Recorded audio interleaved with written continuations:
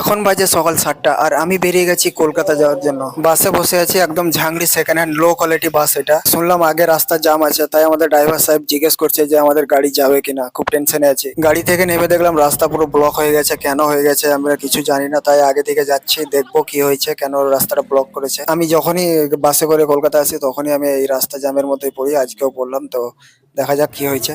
আমরা তাড়াতাড়ি যাই, আগে গিয়ে দেখবো, তারপর বুঝতে পারবো আর এটা কোন জায়গা সেটাও জানি না। বন্ধুরা, এখন আমরা এই জায়গাটাতে ফেসে আছি আর ওই যে সামনে দেখতে পাচ্ছ তোমরা অনেক লোক, এইখানটাতে রাস্তাটা ব্লক করা হয়েছে। তো কেন করা হয়েছে, যে এই সাইডের জন্য যে মানুষকে হয়রানি করা হচ্ছে তার জন্য। প্রায় 1.5 ঘন্টা থেকে আমরা এখানে ফেসে আছি, কখন রাস্তা ক্লিয়ার হবে জানি না। তোমরা দেখতে পাচ্ছ এখানে মিডিয়া এসছে, সরকারের সামনে যে বক্তব্যটা আছে এদের মিডিয়াকে বলবে, তারপরে নাকি ছাড়বে। তো দেখা যাক কখন ছাড়ে, আমরা এখানে ওয়েট করছি। এখানে একটা আর্মির গাড়ি এসছে, সেই গাড়িটাকেও ব্লক করে দিয়েছে। এটা নাকি সরকারি গাড়ি, এটাকে ব্লক করলে বেশ কাজ হবে।